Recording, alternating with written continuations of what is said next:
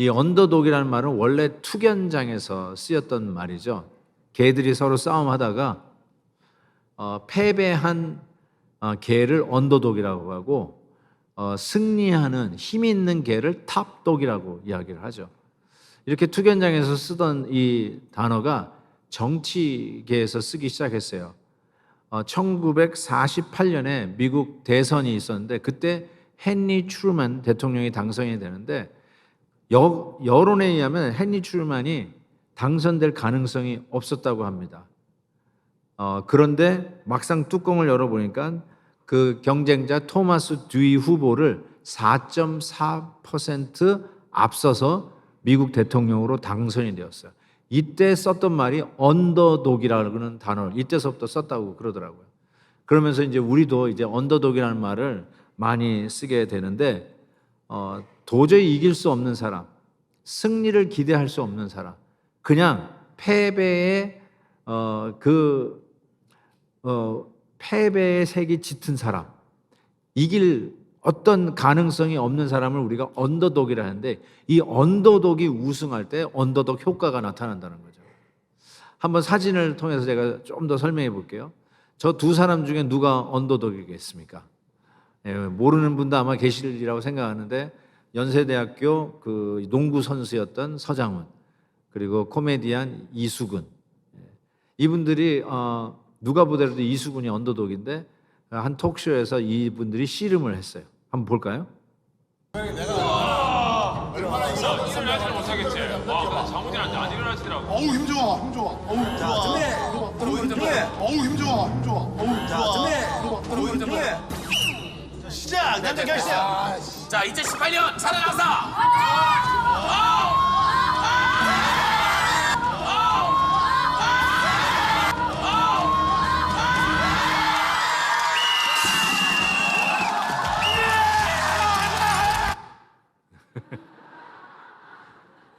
저게 언더독 효과입니다. 그래서 저렇게 뭐 함성을 지르고 기적이 일어났다라고 하는 것이죠. 나도 할 수 있겠구나. 나는 하면 되는 일이 없었는데, 나는 맨날 꼴찌였는데, 누구도 나에게 뭔가에 대한 기대감이 없었는데 언더독이 해내는 걸 보면서 나에게 소망이 있고 나도 해볼 수 있다라고 하는 자신감이 생기는 것, 이게 언더독 효과가 아니겠습니까? 하나님은 가장 영적으로 어두웠다라고 이야기하는 이스라엘의 그 사사 시대에 12명의 사사를 통해서 그 어둠에서 이스라엘 백성들을 구원해내는 일을 하는데 이 사사들이 they are underdogs, 언더독이었어요. 최고의 엘리트들이 아니었어요. 최고 잘 나가는 사람들이 아니었어요. 언더독이었어요. 그들에게서 무슨 선한 것이 있을 수 있을까? 그런 언더독들을 통해서 이스라엘 백성들을 구원해내는 일을 하시는데 이 구원의 에이전시로 쓰시는 하나님의 사사들이 어떻게 사용되냐면 실은 이 사사계에는 계속해서 사이클이 나와요. 좀 잘 사는 것 같은데 하나님을 버려요. 하나님을 믿지 않아요. 아니, 교회를 잘 안 다니는 거예요. 잘 다니다가 편하면 안 다니는 거예요. 배교가 일어나요. 그러다가 어려움을 닥쳐요. 그래가지고 그 어려움 속에서 어떻게 합니까? 하나님 하고 다시 하나님을 찾아요. 부르짖는 단계예요. 그때 하나님께서 언더독, 엘리트 중에 엘리트를 고르는 게 아니라 언더독 사사를 보내서 이스라엘 백성을 구원해내는 일들을 행하십니다. 그래서 오늘은 12명의 사사 중에 첫 번째 세 사람, 이 three underdogs, 넘버 1, 넘버 2, 넘버 3, 1번 타자, 2번 타자, 3번 타자를 여러분에게 소개하고 싶습니다. 첫 번째 1번 타자. 1번 타자의 닉네임을 저는 없는 자, 없는 것, nothing이라고 붙여봤습니다. 온니엘이라고 하는데 이 온니엘은 우리가 알다시피 갈렙의 동생의 아들이에요. 그러니까 조카가 되겠죠. 그래서 나중에 사위가 되죠. 이 12사사 중에 이 온니엘은 제가 생각하기에 가장 모범적이고 착한 사사였어요. 그 외의 사사들은 이렇게 별로 그렇게 매력이 있다고 그럴까요? 뭐 그렇게 닮고 싶은 게 없는데 그래도 제일 나은 착한 사사가 온니엘이라고 생각합니다. 왜 그렇게 생각하냐면 제가 일부러 갈렙의 조카다, 갈렙의 사위라고 얘기했는데 갈렙의 조카라는 말은 갈렙의 그런 영향력, 신앙의 가문에서 자라난 사람이 온니엘이라고 할 수 있어요. 갈렙이 어떤 사람이에요? 출애굽할 때 하나님이 이 땅, 약속의 땅, 가나안 땅에 들어가겠다고 말씀하지 않아요? 그래서 12 정탐꾼이 가나안 땅을 정탐을 합니다. 정탐하고 12 정탐꾼이 돌아와가지고 10명의 정탐꾼은 부정적인 보고를 합니다. 야, 저기 들어갔다니 우린 죽습니다. 우리가 보니까 저들에게 비하면 우리는 메뚜기에 지나지 않습니다. 제 생각에는 과장된 면이 없지 않아 있지만 팩트는 팩트예요. 비교해 보니까 우리는 저들 앞에서는 조족지혈입니다. 세 발의 피입니다. 그럼에도 불구하고 맞습니다. 그렇지만 여호수아하고 갈렙은 긍정적 리포트를 합니다. 맞지만 우리가 그렇게 부정적으로 이렇게 주저앉을 이유가 없다. 우리는 하나님의 약속이 있다. 여러분이 생각하는 팩트보다 하나님의 약속이 is more reality. 이게 더 진실이고 더 실제이다. 그래서 우리는 갈 수 있다. 정복할 수 있다. 저들은 우리의 밥이다. 라고 긍정적 리포트를 했어요. 근데 어떻게 됐을까요? 전부 다 부정적 리포트로 쏠렸어요. 그리고 결과론적으로 얘기하자면 출애굽한 200만은 가나안 땅을 밟지 못했습니다. 광야에서 태어난 이들만 들어갔죠. 출애굽한 사람 중에 2사람, 긍정 리포트를 한 여호수아와 갈렙만 하나님의 약속의 땅을 밟았습니다. 저는 이것을 여러분이 그랬었구나 하고 그냥 지나가지 않았으면 좋겠어요. 맞아요. 우리에게도 10대 2의 비율로 부정적인 것이 훨씬 더 친근하고 거기에 쏠릴 경향이 더 커요. 맞아, 그래. 그러면서 부정적인 것에 같이 입을 모을 수 있는 사람이 더 커요. 그렇지만 믿음의 사람들은 갈렙과 여호수아 같은 이 믿음의 사람들의 가문에서 야, 약속이 있지 않냐? 말씀이 있지 않냐? 우리가 부정적일 수도 있지만 우리가 말씀을 붙들고 이 가운데서도 믿음으로 가자.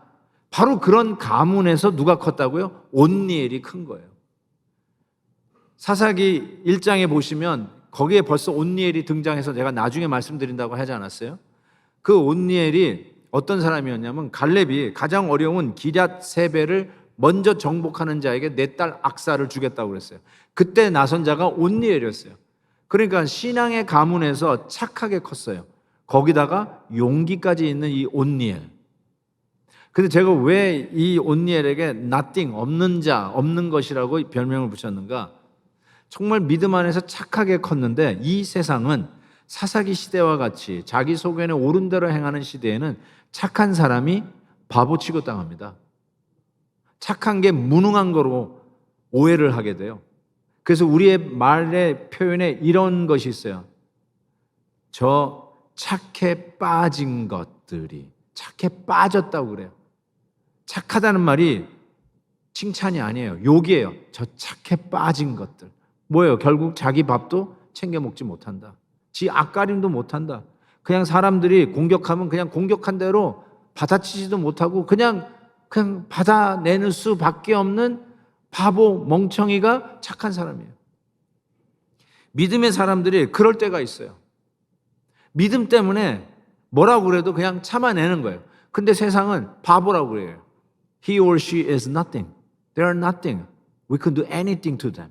They're not going to respond. They're not going to react. 이런 식의 반응이에요. They are nothing. 착한 게 욕이 되어버린 사사시대와 같은 것들. 그렇지만 여러분 성경을 잘 보세요. 착한 사람이 이깁니다. 부정적인 사람보다요. 착한 긍정 리포트한 2사람이 가나안 땅을 밟아요. 머저리티가 가나안 땅에 가는 게 아니에요. 제발 여러분 어플라이 하세요. 믿음을 지키고 착한 길을 가는 사람이 세상에서는 nothing이라고 하는 사람이 결국은 가나안 땅을 밟아요.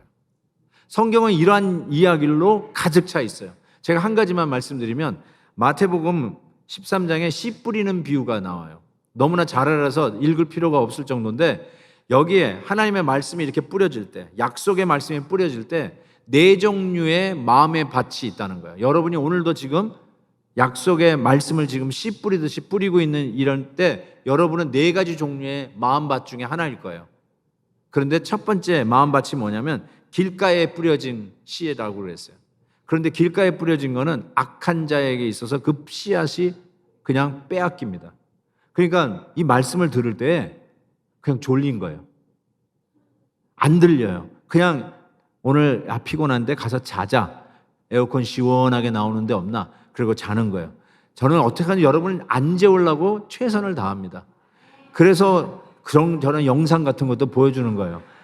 잠 깼었죠, 그렇죠? 갑자기 뭐 영상 나오니까 잠 깼죠. 최선을 다하는 거예요. 여러분 주무시지 마세요. 말씀을 들을 때 뺏기지 마세요. 두 번째, 얕은 돌밭이라고 하는 마음밭이 있어요. 그거는 오늘 말씀을 들을 때 말씀이 와닿아요. 좋네, 좋은 말씀이네 라는 생각이 들어요. 그런데 나가면서 기분 나쁜 사람을 만났다. 나한테 이상한 이야기를 한 사람을 만났다. 그러면서 마음이 확 상해버려요. 그래가지고 말씀을 받았는데, 은혜는 받았는데 로비를 통과하면서 코르티아드에 가면서 믿음을 쏟아버리는 사람이 있어요. 뺏긴 거예요. 세 번째, 가시떨기에 또 마음에 이 씨앗이, 말씀의 씨앗이 떨어지는 사람이 있대요. 이 가시떨기에 떨어졌는데, 가시떨기에서는 세상의 염려와 재물의 유혹 때문에 열매를 못 맺는 거예요.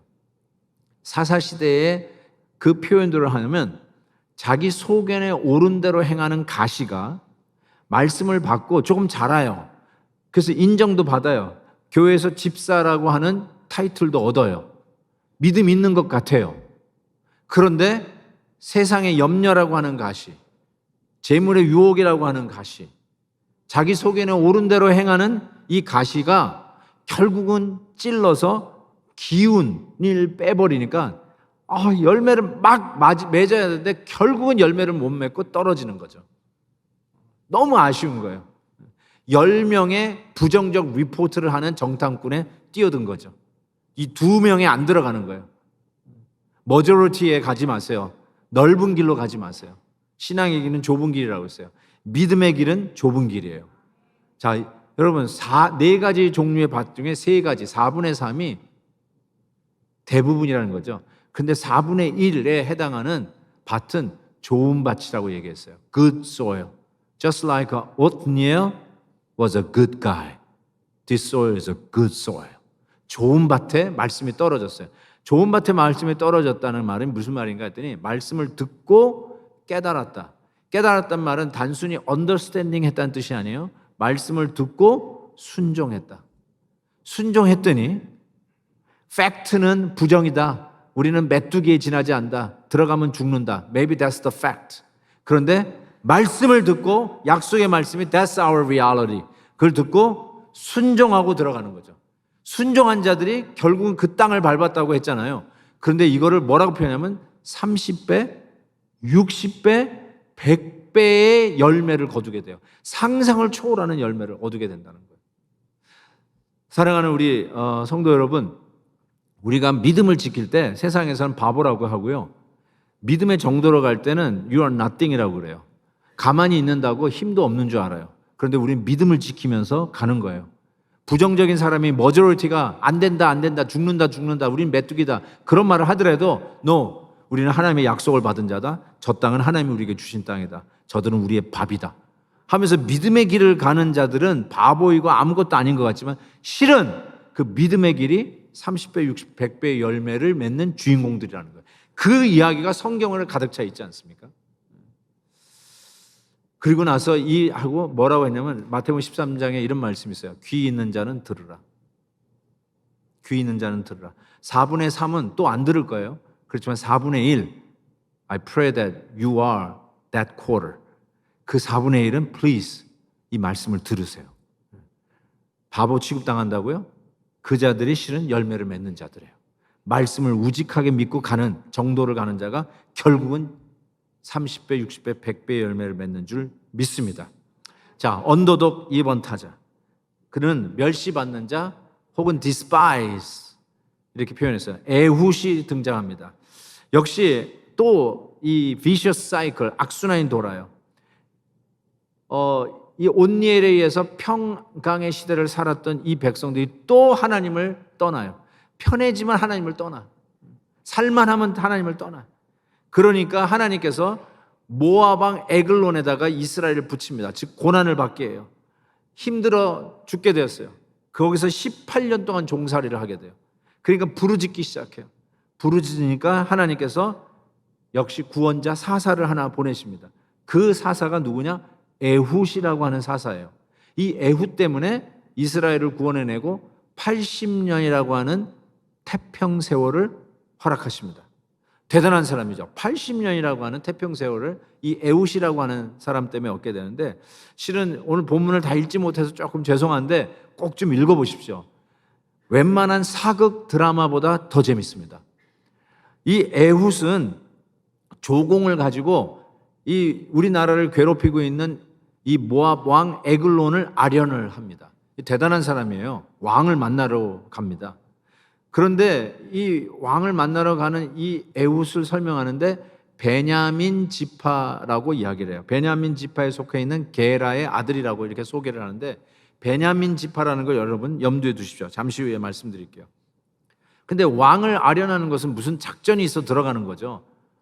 우리나라를 지금 섭정하고 있는 이 모압 왕 에글론을 어떻게든지 간에 넘어뜨리려고 들어가는 건데, 뭔가 대단한 걸 가지고 들어가는가, 신무기를 가지고 들어가는가, 뭐 기관단총을 들어가는가, 뭐 핵무기를 가지고 하는가, 그런 게 아니라 가만히 보니까 단검, 한 규빗이라고 얘기하는데 about 12 inches or 13 inches of dagger, 이 단검을 가지고 들어가는데, 이 단검을 어디다 숨기냐면 오른쪽 허벅지, 오른쪽 허벅지에 숨겨서 들어가요. 왜 오른쪽 허벅지에 숨길까? 이것도 나중에 말씀드릴게요.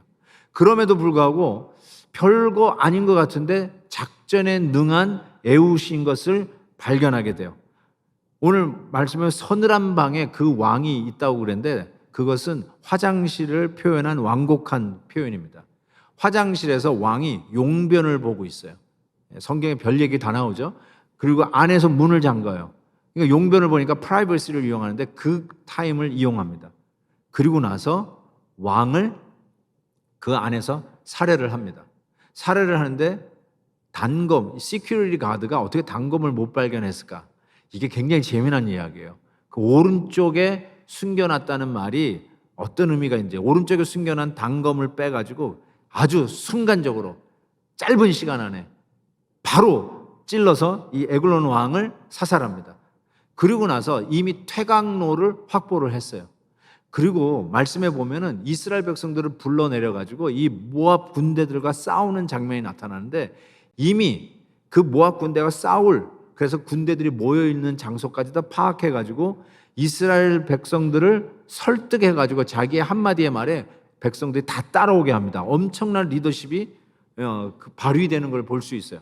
본문을 한번 읽어드릴게요. 27절에 보니까 그가 에훗이 나팔을 불었더니 이스라엘 자손이 산지에서 그를 따라 내려왔어요. 이거 대단한 거예요. 나팔을 부를 때 쫙 때려 날아왔다는 거예요. 두 번째로 28절에 보니까 에훗을 따라 내려가 모압 맞은편 요단강 나루를 장악했어요. 즉 이 모압 군대가 어디로 모일지를 미리 파악하고 그곳에 매복되어 있었다는 뜻이에요. 또 그 다음에 29절 봤는데 거기서 모압 사람 10,000명을 죽여버렸어요. 그런데 이렇게 적어놨어요.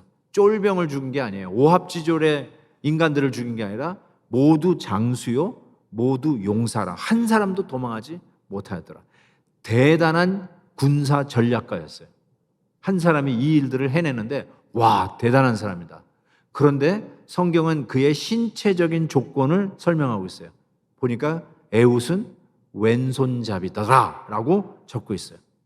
아하, 여러분, 오른손잡이는 칼을 왼쪽에 차게 돼 있어요. 왼쪽에서 뽑잖아요. 그런데 왜 오른쪽 허벅지에 단검을 숨겼는가? 왼손잡이였어요. 시큐리티 가드가 왼손잡이를 생각하지 못했어요. 왜 그러냐면 이 왼손잡이라는 말이 제가 히브리어로 썼는데요. 좀 아는 척 하려고 히브리어도 썼습니다. 그런데 잘 보세요. 저거를 왼손잡이가 어떤 뜻이냐면 문자적으로 첫 번째 히브리어는 반대로 읽는 거니까 첫 번째 나온 거예요. 그러니까 가장 여러분의 오른쪽에 있는 히브리어. 그 말이 restricted, limited, handicap 그런 뜻이에요. 그래서 그 다음에 나오는 야드라고 하는 단어가 있어요. 야드, 가운데 있는 단어. 그거는 왼손이 아니라 오른손이라는 뜻이에요. 오른손. 왼손이라는 말은 저게 없어요. 단어에. 근데 우리는 왼손잡이라고 번역을 했는데 그 문자적으로 말은 오른쪽이 제한된 사람, 오른쪽이 불편한 사람. hinder and restrict in a right hand. 그런 의미예요, 문자적으로. 그러니까 오른손이 불편한 사람, 오른손을 못 쓰는 사람 누굴까요? 오른쪽을 못 쓰는 장애인이었어요. 장애인이었을 확률이 농후합니다. 그래서 오른쪽을 못 쓰는 장애인이 왕을 아련하고 어때니까 별로 가드들이 점검을 안 하고, 그리고 뭔가 칼을 다 숨기고 간다면 왼쪽에 다 차잖아요. 왼쪽에 보니까 아무것도 없으니까 오른쪽 허벅지에 숨겨간 칼을 볼 수가 없었어요. 기대도 못했어요. 그래서 숨겨가지고 들어간 거예요. 재밌죠? 이렇게 얘기하니까. 이렇게 되는데, 저는 이 오른쪽이라는 말이, 이런 표현이, 왼손잡이라는 말이 이런 뜻 같아요. 요즘 같으면 뭐 야구에서 자완투수 나오면 요즘 자완투수가 더 귀하다고 하잖아요. 그렇지만 이 왼손잡이라는 말이 영어로 이런 게 있어요. dexterous라는 이 영어가 민첩하다는 표현을 쓰잖아요. 근데 이게 원래 오른손잡이라는 뜻이에요. 라틴어가 이 오른손잡이를 dexterous라는 단어를 써요. 그렇다면 왼손잡이라는 말은 무슨 뜻일까요? 민첩하지 못하다는 뜻이에요. 접시를 닦다가 떨어뜨려 깼어요. 그러면 뭐라고 얘기하는 줄 아세요? 어유, 저 왼손잡이. 이렇게 얘기해요. 왜요? 민첩하지 못하다는 거예요. 떨떨하다는 거예요. 일을 제대로 하지 못한다는 거예요. 실력이 없다는 거예요. 항상 모든 일에 1등을 하지 못하고 뒤처진다는 뜻이에요. 그때 하는 말이 뭐라고요? 왼손잡이에요. 결국은 이 왼손잡이라는 말이 어떨 때 쓰냐면 장애인들을 향해서 쓰는 말이에요. 부족하잖아요. 잘 못하잖아요. 그때 하는 말이 어유, 저 왼손잡이. 그래서 여기에서 왼손잡이도 한번 손 들어보세요. 왼손잡이. 열심히 드네. 뭐 이렇게 크게 들어. 네. 자, 왼손잡이들. 근데 왼손잡이였는데 오른손을 쓰는 사람들. 그렇죠. 많죠. 왜 오른손을 썼을까요? 부모님이 왼손 쓰는 여러분에게 야단을 쳤어요. 야, 왼손 쓰지 마. 왼손으로 밥을 먹으면 오른손 쓰라고 부모님이 가르쳐줘요. 왜 그럴까요? 우리 시대, 여러분 부모님 시대에도 왼손잡이라는 말이 욕이었어요. 똑똑하지 못하다는 뜻이에요. 유별나다는 소리예요. 왜 티가 나느냐? 부족하다는 뜻이에요. 정확하게 왼손잡이는 핸디캡을 향해서 부르는 말이었어요. 에웃은 장애인이었어요. 오른팔을 쓸 수 없는 장애인이었어요. 근데 하나님께서 이 엄청난 일들을, 지금 방금 여러분에게 설명했던 이 엄청난 군사 전략으로 모압의 장수들, 용사들 10,000명을 제거하는 혁혁한 공을 세우고 저들에게서부터 구원해내어 80년의 평강의 세월을 이 에훗, 핸디캡, 장애인을 통해서 이루어내셨다는 거예요. 이것이 하나님의 방법이에요. 언더독을 사용하시는 하나님의 방법이에요. 그래서 고린도 후서 12장에 이런 말씀이 있어요. 나의 연약한 것들에 대하여 자랑하리니. 사도 바울이 하는 말이에요. 사도 바울도 장애인이었어요. 앞을 못 보는 눈의 시각의 장애자였어요. 앞을 못 봤어요. 그래서 대피를 하는 자들이 사도 바울 서신을 쓴 거 아시죠? 나의 여러 약한 것들에 대하여 자랑한다고 그랬어요. 그런데 왜 자기 약한 걸 자랑하느냐? 이건 여태까지 숨겼잖아요. 수치였잖아요. 왼손만 써도 야단 맞으면서 오른손 쓰라고 배웠잖아요. 그런데 왜 이걸 자랑하느냐? 그 나의 약한 것이 그리스도의 능력이 내게 머물게 되는 통로였다는 걸 깨달은 거예요. 그래서 사도 바울 뭐라고 하냐면 내가 그리스도를 위하여 약한 것들, 능욕, 궁핍, 박해, 공고를 기뻐한다라고 했어요. 여러분, 박해가 기뻐할 일은 아니지만 이런 연약함과 어려운 상황을 통해서 하나님의 능력이 나에게 임하는 통로가 되는 것을 깨닫고 나니까 이제 하나님이 역사하시는 기회이다 라고 생각하고 기뻐했다는 거예요. 그래서 나는 약할 그때에 강함이다 라고 이야기를 하는 것이죠. 저는 이 말씀을 생각하면서 한 분이 떠올랐어요. 세계 최초로 시각장애인으로서 대학 총장이 되셨던 이재서 박사님이세요. 작년에 우리 교회 신학 강좌 할 때 우리 장애인 신학으로 신학 강좌를 열을 때 그때 강사로 오셨던 우리 이재서 박사님. 여러분이 잘 아시겠지만 그분은 15살에 도중 장애를 얻습니다. 태어나면서부터 실명이 아니라 도중에 보셨다가 시력을 잃어버리게 됩니다. 이게 얼마나 더 큰 힘든 일인지는 아마 우리가 짐작할 수 있을 것 같습니다. 우리 한국말에 눈이 99냥이라고 그랬어요. 눈이 99예요. 100 중에 99. 그런데 그 눈을 잃어버리신 거예요. 그래서 절망하고 자살도 시도하셨어요. 그러다가 죽는 이유라도 내가 써놔야 되겠다 해서 점자를 배우기 위해서 맹학교를 들어가셨어요. 맹학교에서 예수님을 만납니다. 그리고 나서 99를 잃어버렸지만 남은 1%에 집중하겠다 하고 공부를 시작하십니다. 총신 나오시고 미국으로 유학 오셨는데 우리 고향 필라델피아로 유학 오셨어요. 그곳에서 템플 대학에서 석사하시고 뉴저지 러커스 대학에서 박사학위를 하십니다. 그때 제가 뉴저지에 있는 한 교회에 우리 박사님하고 같이 한 교회를 다녔어요. 그때 30대 초반이셨을 것 같은데 그때 미랄이라고 하는 장애인 선교 단체를 만드셨어요. 미국에서 먼저 만들었어요. 그걸 만들어서 시작하셔서 지금 30년 이 미랄이 미주뿐 아니라 유럽, 한국 정말 세계에 이런 장애인 사역을 위해서 엄청나게 하나님이 일하시는 지난 30년 동안 얼마나 이 귀한 미랄을 사용하시는 걸 저희 교회도 미랄이 매주마다 모이고 있지 않습니까? 그래서 지금은 세계 미랄 총재로 일하고 계시고 이러한 우리 이재서 박사님을 총신대에서 세계 최초로 아직도 전무이지만 전후도 아직은 없어요. 세계 최초 시각장애인으로서 총장으로 섬기시고 작년에 아주 명예롭게 은퇴를 하셨습니다. 저는 그 이재서 박사님의 책을 여러분에 소개하고 싶은데 내게 남은 1%의 가치라고 하는 저 책에서 그 99를 잃어버려도 하나님이 주신 1% 남겨놓은 1%로 내 삶을 하나님 앞에 드렸을 때 총장으로 세계 미랄의 총재로 쓰고 계시는 것을 여러분이 볼 것이에요. 그리고 제가 한번 여러분에게 소개했던 책인데 아름다움은 마음의 눈으로 보인다라는 이 책인데 얼마나 힘들었을까요? 눈을 잃어버리셨을 때. 그때 이런 표현을 해서 이 고난은 도대체 왜 이 고난이 왔는지 모르겠다. 그래서 자살까지 시도도 하셨지만 그럼에도 불구하고 이 고난이 왜 왔는지는 설명은 나중에 오더라라고 하면서 이런 유명한 말을 남기셨어요. 고난은 이메일로 오지만 설명서는 배를 타고 옵니다. 그 이재서 박사님이 오늘 이 시간 예배 시간에 같이 오셨어요. 죄송하지만 이재서 박사님, 사모님 잠깐 자리에서 일어나 주실 수 있을까요? 네, 감사합니다. 네, 감사합니다.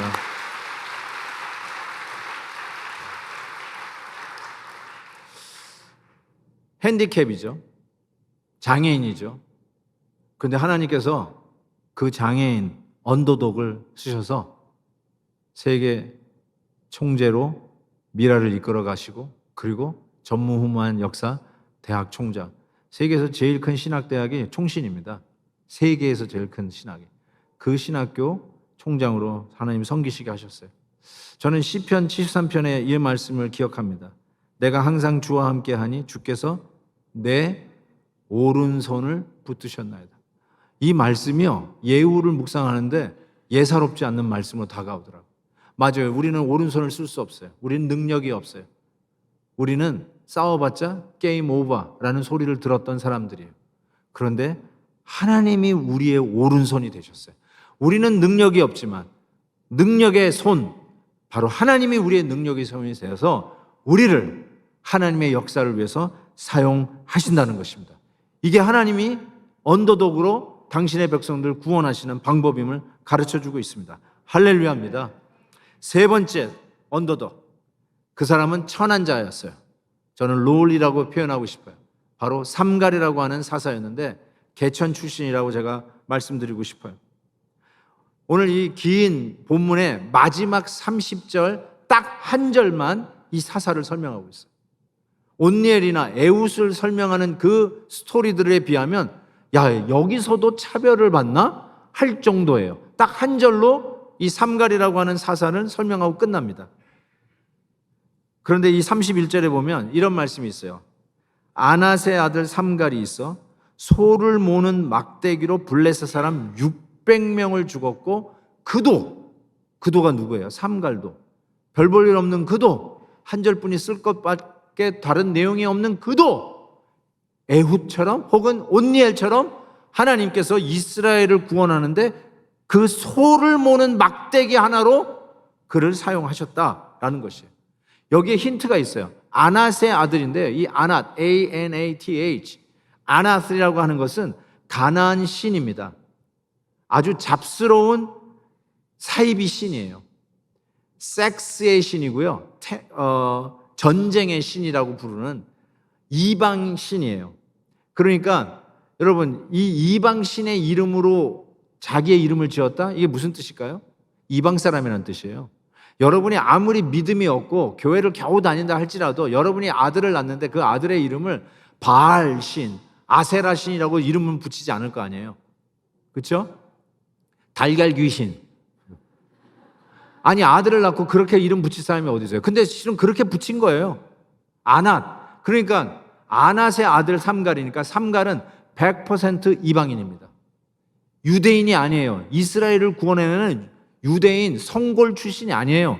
이방인 출신이에요. 거기다가 소를 모는 막대기예요. 에훗은 당검, 칼이라도 있었죠. 이 친구는 막대기로.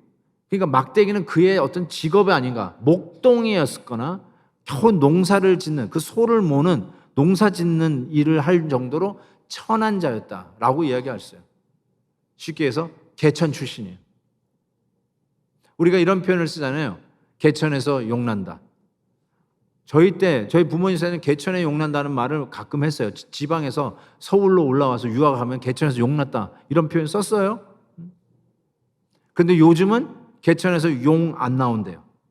이번에 내가 보니까요. 흙수저가 명문대 진학하지 못할 확률 최소 70%라는 조사를 보았습니다. 못 들어간다는 거예요. 이제는 흙수저들이 명문대 못 들어간다는 거예요. 그런데 삼갈은 개천에서 용난다는 말의 결정판입니다. 끝판왕이에요. 들어간 거예요. 명문대 간 거예요. 존귀하게 쓴 거예요. 하나님이 개천에서 소나 몰고 있는 이름 없는, 그것도 이방인 삼갈을 하나님께서 이스라엘 백성들을 구원해는 사사로 쓰셨다는 것입니다. 저와 여러분은 어떤 의미에서는 이방인이에요. 당연하죠. 이 미국 땅에 사는 이방인이죠. 아무리 영어를 잘해도 우리는 이방인입니다. 그런 광고도 봤어요. 여기서 태어난 우리 2세인데 미국 사람이 묻는 거예요. Where are you from? I'm from Orange County. 그랬더니 뭐라고 그래요? No, not that. Where are you from originally? 그러더래요. 그게 우리 아이들이 듣는 질문이에요. 여기서 컸어도. 왜요? 영원한 이방인이에요. 어떻게 하겠어요? 맞아요. 우리도 이방인이에요. 그런데 그런 이방인을 하나님이 그 언더독을 사용하신다니까요. 한 주인이 물찌개를 지고 하나는 금이 안 간 항아리에 물을 담고 또 하나는 금이 간 항아리에 물을 담고 우물가에서 집으로 나르는 거예요. 근데 집에 도착할 쯤 되면은 금이 간 항아리에 물이 다 새서 거의 빈 항아리가 되어 있는 거예요. 그런데 늘 이 주인은 꼭 이 금간 항아리를 같이 물을 담아서 싣고 집에 오는 거예요. 그래서 이 금간 항아리가 너무 주인에게 미안한 거예요. 자기는 이렇게 좀 실적이 없는 거예요. 나는 물이 다 새가지고 별로 필요도 없는데 왜 저를 자꾸 싣고 다니면서 물을 담아가는지. 그러면서 저 싣지 말라고 그랬더니 이 주인이 내가 안다. 알고도 그렇게 하는 거라는 거예요. 그래서 보니까 왜 알고도 이렇게 물을 흘리는 금간 나를 쓰시냐고 물어봤더니 뒤를 딱 돌아보라는 거예요. 뒤를 돌아봤더니 자기가 물을 흘리고 온 그쪽 길에는 꽃이 만발했어. 그런데 물이 안 새는 항아리 쪽은 다 말라버려 있어. 너는 물이 샜지만 지나가는 사람에게 이 꽃을 피우는 이 거리에 아름다움과 즐거움과 기쁨을 주기 위해서 내가 새는 거 알지만 네 금간 항아리를 계속 물을 담아서 지고 다닌다는 거예요. 야, 이 얘기를 들으니까 저희 교회에 꽃밭이 생각이 났어요. 여러분 예배 드리러 오실 때 저 예쁜 꽃밭을 보고 오셨는지요? 저 꽃이 활짝 펴져 있을 때 우리의 마음이 즐겁게 웃는 거 발견하지 않는지요? 얼굴에 파한대소하면서 야, 이렇게 이쁜 꽃이 있구나. 어쩌면 우리가 오늘 받을 은혜를 기대하고 미리 우리를 맞이하고 있는 오늘의 안내원이 저 꽃들이 아닌가. 제가 오늘 오죽하면 달맞이 꽃이라고 하는 칼럼까지 썼을까요? 달맞이 꽃은 여러분 본당 나가시면서 왼편에 있어요. 왼편에. 이쪽에 오시는 거 말고 요 왼편에 그 달맞이 꽃을 보시기를 바라요. 여러분 이 꽃이 어떻게 여기 있을까요? 이름 없는 한 성도가 늘 여러분 안 계실 때 주중에 나와서 저 화단을 꾸밉니다. 이 집사님이 오늘 전화가 왔는데 병원에 입원해 있는 거예요. 어떻게 제가 갈까요? 그랬더니 아니래요. 전화로 기도해 달래. 그러면서 기도해 줬더니 지난 주일날 나셔가지고 오셨어요. 예배 참석. 여기 계셨는지도 모르겠어요 지금. 근데 이 집사님이 저 화단을 꾸미면서 얼마나 힘드셨겠어요. 이 중로동이에요. 아내 되시는 권사님하고 늘 나와가지고 저 화단을 꾸며요. 성도님들이 예배 드리러 오면서 저 꽃 보고 기쁨으로 예배를 드리라고. 어쩌면 저 화단을 꾸미면서 몸이 아파가지고 입원까지 한 그 집사님이 이 금이 간 항아리와 같다는 생각이 들었어요.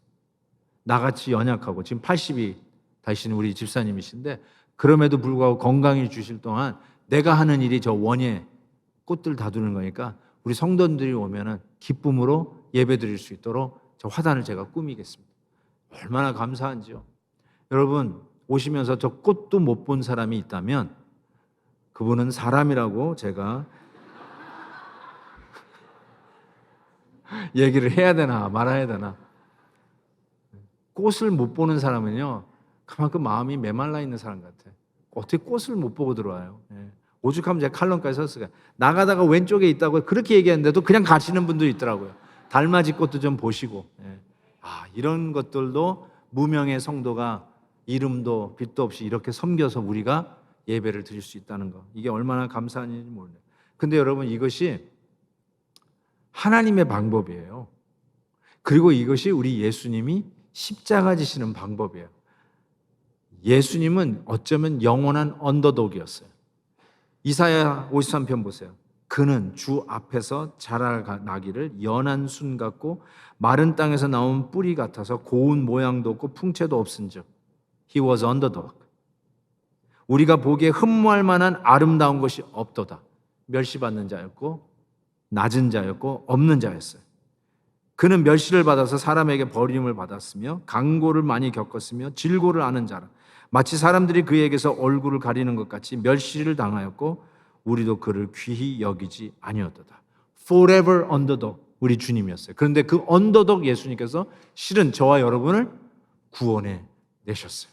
그게 바로 십자가예요. 은혜입니다. 여러분 우리도 언더독이에요.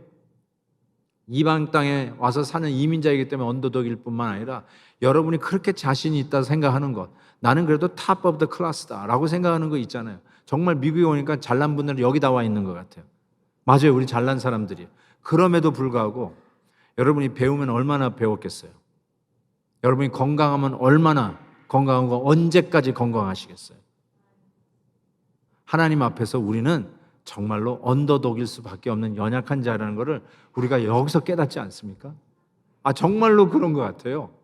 잘 나가는 줄 알았는데 어느 날 어느 순간에 한번 브레이크가 걸리는 순간 하나님 나는 언더독이군요. 애웃이군요. 나는 핸디캡이거든요. 나는 부족하군요. 믿음을 지킨다고 했는데 결국 세상에서는 나는 아무것도 아닌 나띵으로 취급받는 사람이군요. 그거를 깨닫는 거거든요. 바로 이 상황 속에서.